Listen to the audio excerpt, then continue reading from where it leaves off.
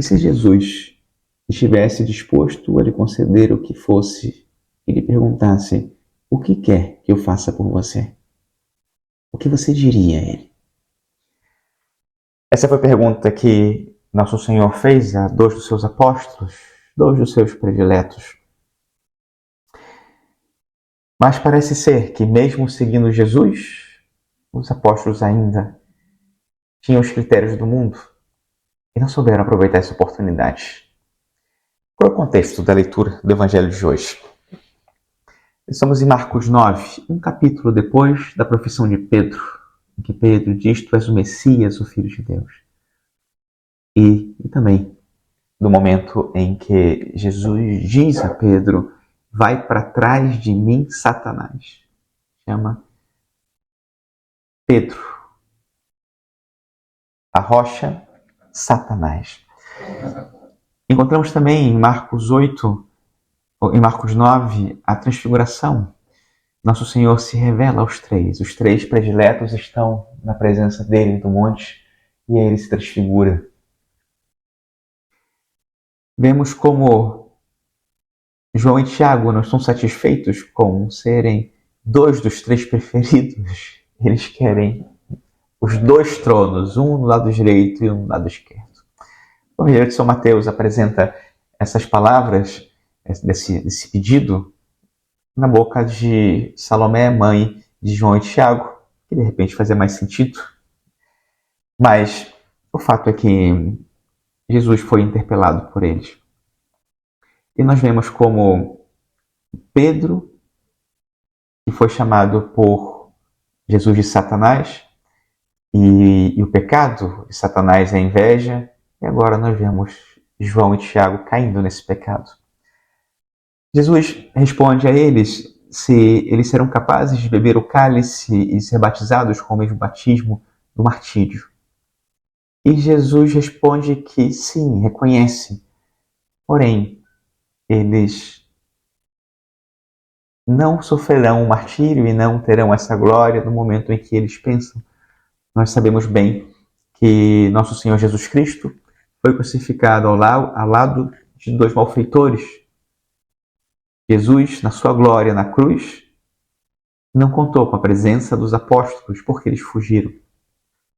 Tiago e João fugiram e abandonaram o Senhor.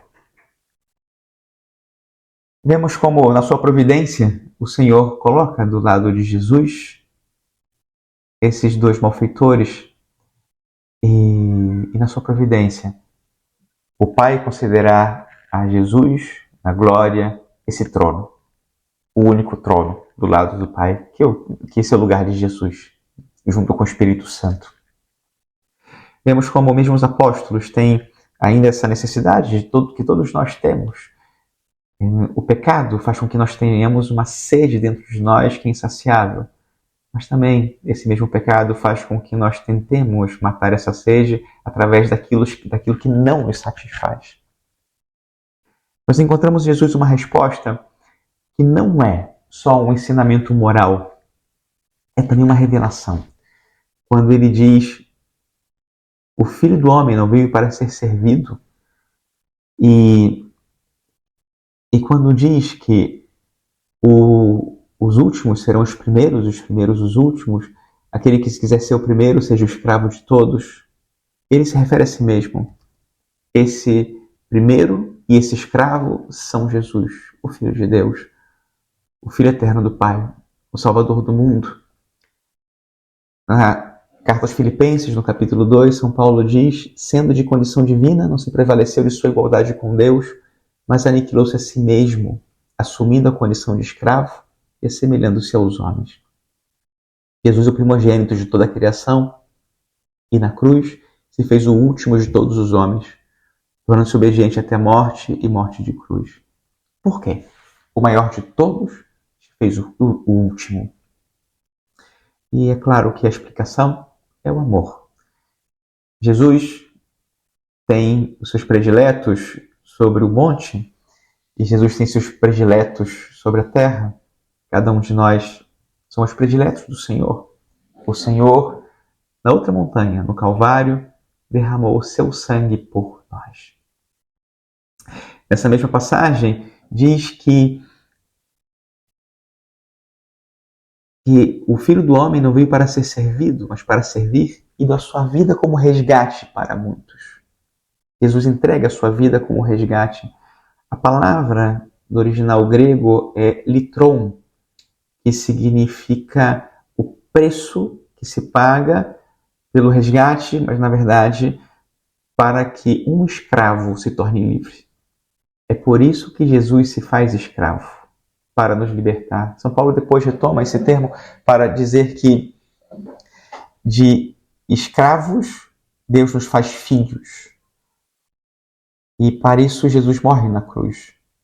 Ele mesmo se faz escravo, ele mesmo assume sobre si a nossa injustiça. É isso que fala Isaías: meu servo, o justo, fará justos inúmeros homens, carregando sobre si as suas culpas. Esse é Jesus, aquele que não veio para ser servido, mas para servir e dar a sua vida em resgate para muitos, para nós, para cada um de nós. E nós, como esperamos encontrar em Jesus essa vida gloriosa? O caminho que ele nos oferece, o mesmo que ele fez, e devemos segui-lo até as últimas consequências. E aqui, de modo especial, queria deixar um pensamento sobre como assumir na nossa vida esse caminho de cruz para chegar à glória, e é justamente sacrificando em nós aquilo que faz com que nós queiramos ser superiores aos outros, nosso orgulho, tantas vezes a nossa inveja, e um modo de matar esse orgulho em nós e também dar a vida pelos nossos irmãos, justamente querendo que tudo que eles têm de bom, a imagem deles, a fama deles, os dons deles prevaleçam ou apareçam, sejam colocados a serviço. E o que nossos irmãos fazem de bom se veja, se note. E aquilo que eles não fazem de tão bom se cale, não se conheça. Chamaria isso de um espírito de pedestal. Nos colocarmos por baixo de nossos irmãos para elevá-los, para que todo o bem que eles têm se veja. E assim, nós e eles, demos glória a Deus. Louvado seja nosso Senhor Jesus Cristo.